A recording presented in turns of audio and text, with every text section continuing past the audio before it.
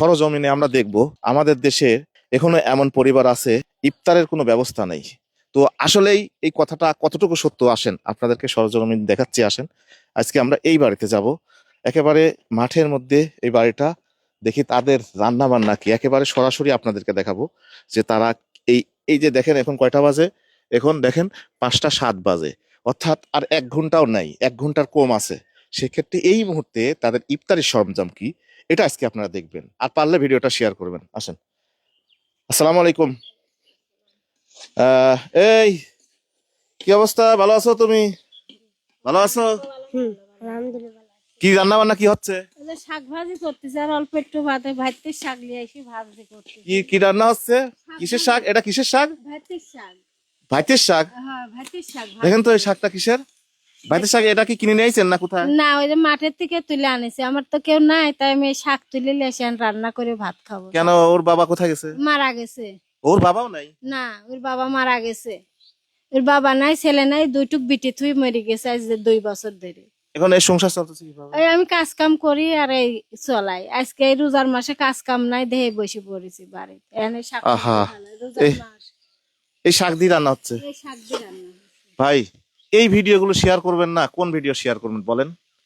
বাংলাদেশে এমন অহরহর পরিবার আছে, বাড়ি আছে যাদের খাওয়ার এই পরিস্থিতি। দেখেন ইফতারির আর কিছু সময় বাকি আছে, এই সময় শুধু ভাইতির শাক, যদিও বা এটা ভাইতির শাক একটা ভালো মানের একটা শাক, তারপরেও ইফতারের কিছু খাবার থাকে যেগুলো সবার কপালে জোটে না। তোমার আব্বুর কথা মনে পড়ে না?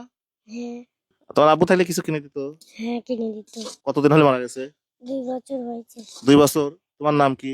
আমার নাম জাসমিন। জাসমিন। প্রতিদিন কি তোমরা এইভাবে ইফতার করো? হ্যাঁ। এইভাবেই চলে? হ্যাঁ। বাজার চাউল মাউলের কি অবস্থা? অবস্থা চাউল মাউল নাই, দই বাইতে 1 কেজি চাউল কেবল নিয়ে আসলাম, তাই 2 উক্ত রান্না করে খাবো। ও চাউল ধার করে নিয়ে আসছেন? হ্যাঁ, ধার করে নিয়ে আসলাম। কাজ কাম পাচ্ছে না, কেমন করে চলবো?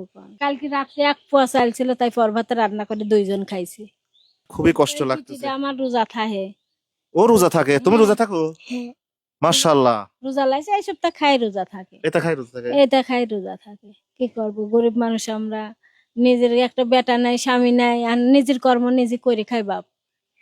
এরকম ভাবে থাই। আমি আহ, কিছু বলতে পারতেছি না ভাই। আমাদের দেশে ইফতারির শো আপ করা হয়, এমনও আছে রং বেরঙের বাহারি বাহারি ইফতার করা হচ্ছে, বিভিন্ন ফেসবুক সোশ্যাল মিডিয়ায় এইগুলো প্রকাশ করা হচ্ছে। অথচ দেখেন বাংলাদেশে এরকম হাজারো পরিবার আছে যাদের চুলায় আগুন জ্বলে না, আবার খাবারও ঠিক মতো পায় না। দেখেন আজকে তাদের ইফতার এটা, এটা দিয়েই তার ইফতার চলবে। তাদের টেবিল ভরা রং বেরঙের খাবারের প্রয়োজন নেই, কোনো রকম ডাল ভাত খেয়ে বেঁচে থাকতে চায়। কে রাখে খার খোঁজ বলেন? আমাদের দেশে শুধু নামেই বলা হয় দেশ উন্নত হয়েছে, দেশ ডিজিটাল হয়েছে, কিন্তু এই মানুষগুলোকে দেখার কোনো লোক নাই। ভাই পারলে এই ভিডিওগুলো শেয়ার করবেন। তো আমি দেখি ওনার জন্য কি করতে পারি। ইনশাল্লাহ আমরা এমন টাইমে আসছি, আমি সরজমিন দেখার জন্যই আসছি যে ওনার জন্য কিছু একটা করতে চাই। ইনশাল্লাহ কালকে আমরা আমাকে একটু সময় দেন। হ্যাঁ, আমি যেহেতু এখন আমার সময় নাই। হ্যাঁ, আমি এই পাশেই একটা বাড়িতে আসছিলাম, বললো যে ভাই পারলে ওই বাড়িতে একেবারে সরজমিনে যায় আপনি একটা খোঁজ নিয়ে দেখেন তাদের কি অবস্থা। এখানে এসে যা দেখতেছি সত্যি হৃদয় বিদারক। ইনশাল্লাহ দেখি ওনার জন্য কিছু একটা করতে পারি কিনা। সবাই ভালো থাকবেন, পারলে ভিডিওটা শেয়ার করবেন। আসসালামু আলাইকুম।